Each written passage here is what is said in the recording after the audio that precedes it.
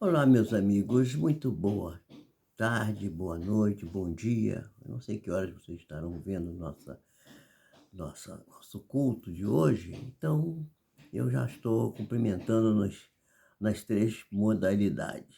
Muito, que vocês sejam muito bem-vindos.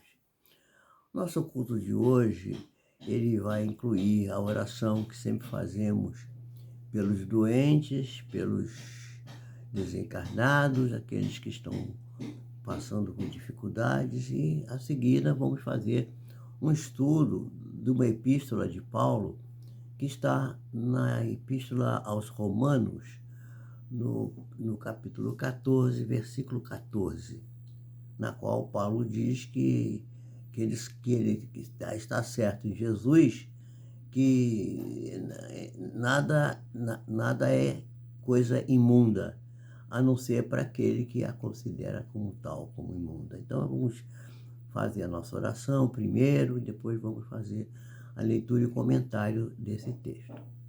Senhor Jesus, mestre, amigo, pastor de nossas almas, a Ti, Senhor, entregamos nesse momento o nosso espírito, te dizendo que Tu nos abençoes na Tua imensidade de amor e carinho que tens pela humanidade inteira. Que, Senhor, possamos elevar nossos pensamentos, pedindo por aqueles que estão sofrendo dores excruciantes, estão internados nos hospitais, estão nas suas próprias casas, às vezes muitos deles até na via pública, passando por dores muito, muito acentuadas. Que a tua misericórdia, a tua bênção se faça sobre essas criaturas, mas que elas possam, sobretudo, entender que a dor, que o sofrimento, que a dificuldade é apenas uma lição para formatar melhor o caminho que temos que seguir para o nosso processo evolutivo, no qual estamos sempre procurando aprender.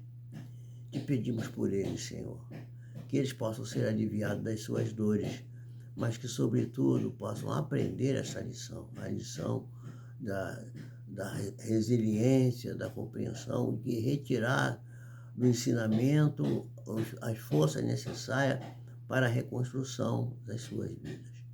Que tu possa nos abençoar a eles todos, e possa ficar com todos nós nesta noite, neste dia, nesta hora, para que possamos a vivenciar a vida com sabedoria e com construção do bem.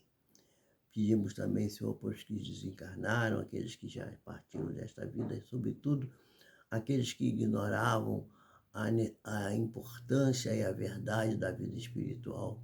Eles possam ser iluminados, esclarecidos, e que, voltando para dentro de si, possam encontrar, Senhor, a luz que é irradiada dos seus guias espirituais e estão ao seu lado, mas que às vezes não são visualizados devido às camadas de vaidade, de vieses relativos à vida material que ainda impregna o indivíduo recém-desencarnado. E que aqueles que já encontraram a luz, que já estão caminhando no caminho do progresso, possam, Senhor, cada vez terem mais progresso, cada vez terem mais luz. Que a tua misericórdia, que a tua bênção, Senhor, invada todos os lugares, todos os continentes, que a guerra possa ser amenizada e, se possível, extirpada, e que o homem possa compreender que ele é irmão do próprio homem, e que amar ao próximo como a si mesmo necessita que a pessoa aprenda primeiro a amar a si própria, e que, amando a si próprio, possa amar ao próximo e possa amar a Deus sobre todas as coisas. Que assim seja, graças a Deus. Assim, meus amigos, realizamos a nossa oração, pedindo por aqueles que estão precisando, por aqueles que estão em dificuldades, e vamos fazer agora a nossa leitura do capítulo 94 do livro Pão Nosso, a psicografia de Francisco Cândido Xavier, o Espírito Emmanuel, e o capítulo e a lição do Evangelho é do capítulo 14, versículo 14 de Romanos, a epístola de Paulo aos Romanos, que diz assim: eu sei estou certo no Senhor Jesus que nenhuma coisa é de si mesmo imunda, e não a não ser para aquele que a tem como imunda. Está falando aqui do sexo, tá? Lição 94 trata do sexo. Então, vai dizer assim, quando Paulo de Tarso escreveu essa observação aos romanos, ele estava se referindo à alimentação, que na época representava objeto de muitas discussões, áridas discussões entre os gentios e os judeus. Os gentios são aqueles que não eram os filiados à religião, né? Nos dias que passam, por exemplo, o ato de comer já não desperta tanta polêmica, embora às vezes dá tempo alguma, né?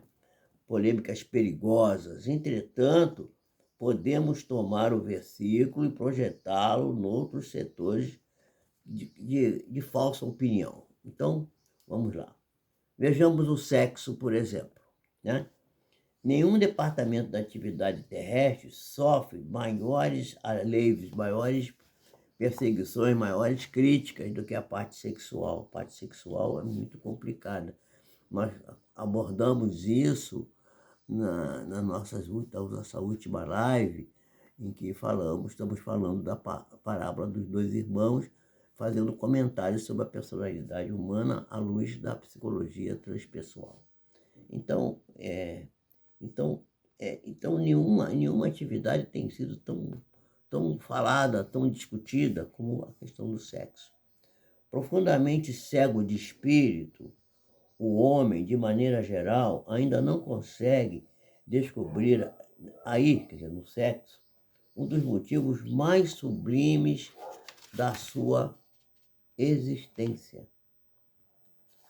Realizações das mais belas na luta planetária, quais sejam as aproximação das almas na paternidade, na maternidade, a criação e a reprodução das formas, a extensão da vida e preciosos estímulos ao trabalho e à regeneração, foram todos eles proporcionados pelo Senhor às criaturas, por intermédio das emoções sexuais.